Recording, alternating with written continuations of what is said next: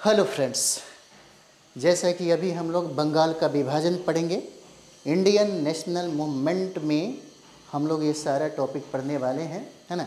तो बंगाल का विभाजन के प्रमुख कारणों पर हम लोग चर्चा करेंगे और बंगाल विभाजन के संदर्भ में जितने भी आयाम हैं उन सारे आयामों पर भी हम लोग बात करेंगे। तो सबसे पहले हम लोग बात करते हैं कि बंगाल विभाजन 1905 में हुआ, तो इसके पीछे कारण क्या था। कारण की अगर हम लोग बात करें तो कर्जन की साम्राज्यवादी नीति। ये साम्राज्यवादी नीति होता क्या है? तो साम्राज्यवादी नीति के बारे में यदि हम लोग बात करें तो यह एक दृष्टिकोण है, एक विचारधारा है। कहें तो कोई भी महत्वाकांक्षी कंट्री अपने शक्ति और अपने गौरव को बढ़ाने के लिए जब किसी दूसरे देश पर नियंत्रण स्थापित करता है, उसी नीति को हम लोग साम्राज्यवादी नीति कहते हैं। और इसका प्रश्रय कर्जन बार बार दे रहा था। पहली कारण है। दूसरा कारण ये हो जाता है भारतीय राष्ट्रवाद को कुचलने का प्रयास। भारतीय जितना देखते हैं कि भारतीय राष्ट्रवाद, भारतीय राष्ट्रीय चेतना का जिस तरह से विकास हो रहा था, इसी राष्ट्रीय चेतना को तोड़ने की बात यहाँ पर की जा रही थी कर्जन के द्वारा। क्योंकि कर्जन को ये बात समझ में आ गया कि अगर राष्ट्रीय चेतना की हवा जितना तेजी से बह रहा है, अगर उस हवा को रोका नहीं गया तो भारत में ब्रिटिश हुकूमत को ज़्यादा दिन तक रहना बहुत मुश्किल हो जाएगा। उसके बाद बंगाल विभाजन, कर्जन ये बार बार कहता था, है ना, कि बंगाल जो प्रेसिडेंसी है वह सबसे बड़ी प्रेसिडेंसी है। सरकारी अगर कारणों में हम लोग बात करें, है ना, सरकारी कारणों में, तो उसने कहा कि प्रशासनिक कार्यों को सुविधाजनक बनाने के लिए बंगाल का विभाजन करना जरूरी है।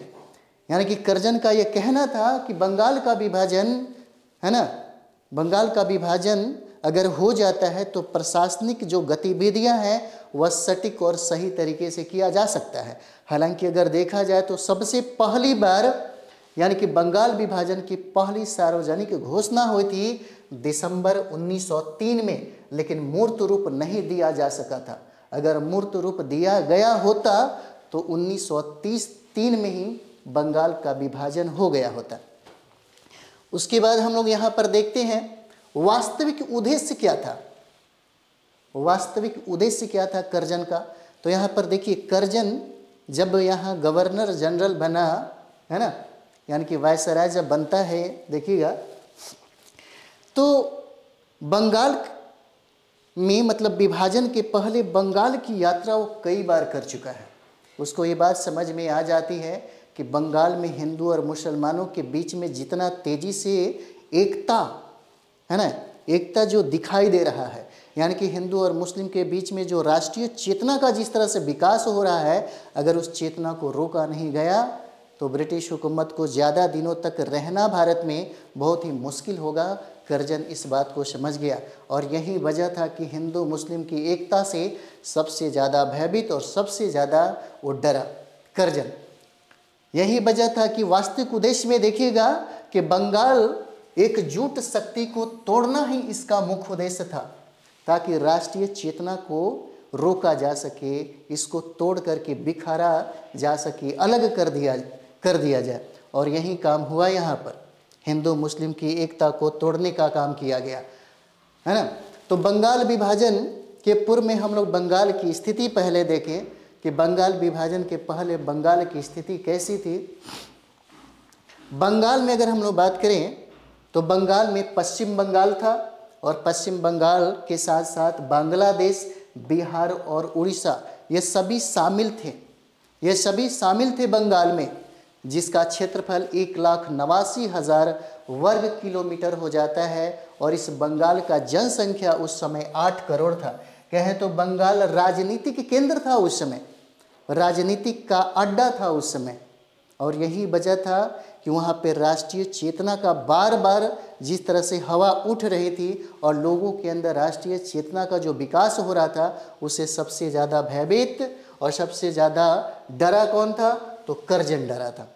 इस तरह से उसने बंगाल को 2 भागों में विभाजित कर दिया। कर्जन ने बंगाल को 2 भागों में विभाजित कर दिया। एक हो जाएगा पूर्वी बंगाल और दूसरा हो जाता है पश्चिमी बंगाल। पूर्वी बंगाल में ढाका, चटगांव और राजशाही को अलग करके असम के साथ मिला दिया गया और एक नई प्रांत बन गई, जिस प्रांत की राजधानी ढाका बनाया गया। और यह प्रांत में रहने वाले लोगों की जो आबादी थी वह मुस्लिम आबादी सबसे ज़्यादा था। यानी कि यह जो क्षेत्र है पूर्वी बंगाल का, वह मुस्लिम बाहुल क्षेत्र हो जाता है। और हम लोग देखेंगे यहाँ पश्चिमी बंगाल यानी कि शेष हिस्सा को मिलाकर के पश्चिम बंगाल में शामिल कर दिया गया, जिसका राजधानी कोलकाता बना। और यहाँ पर हिंदू बाहुल यानी कि हिंदू बाहुल क्षेत्र हो जाता है, यहाँ पर हिंदुओं की संख्या सबसे ज़्यादा है। इस तरह से पूर्वी और पश्चिम बंगाल में हिंदू और मुसलमानों को तोड़ने का, अलग करने का काम कर्जन के द्वारा किया गया। कर्जन ने विभाजन की रूपरेखा 19 जुलाई 1905 को आम जनता के सामने पहली बार रखी। विभाजन की रूपरेखा 19 जुलाई 1905 को आम जनता के सामने रखा गया। और इतना ही नहीं, विभाजन की घोषणा 20 जुलाई 1905 को किया गया और विभाजन 16 अक्टूबर 1905 को लागू हो गया। 16 अक्टूबर 1905 को यह विभाजन जो है प्रभावी हो गया और इसी दिन विभाजन लागू भी हो जाता है।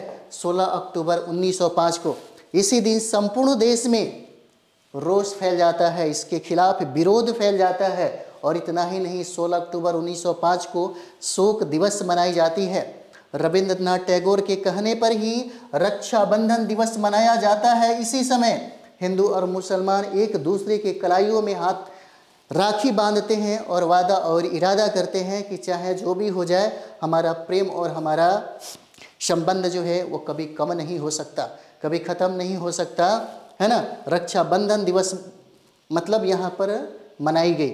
और इतना ही नहीं, टैगोर का राष्ट्रीय गीत था अमार सोनार बांग्ला, यह क्रांतिकारियों का जुबान बन गया। और इतना ही नहीं, अमार सोनार बांग्ला जो है यह बांग्लादेश का राष्ट्रगान भी बना। और इस तरह से बंगाल विभाजन के विरोध स्वरूप जो है स्वदेशी आंदोलन प्रारंभ हुआ।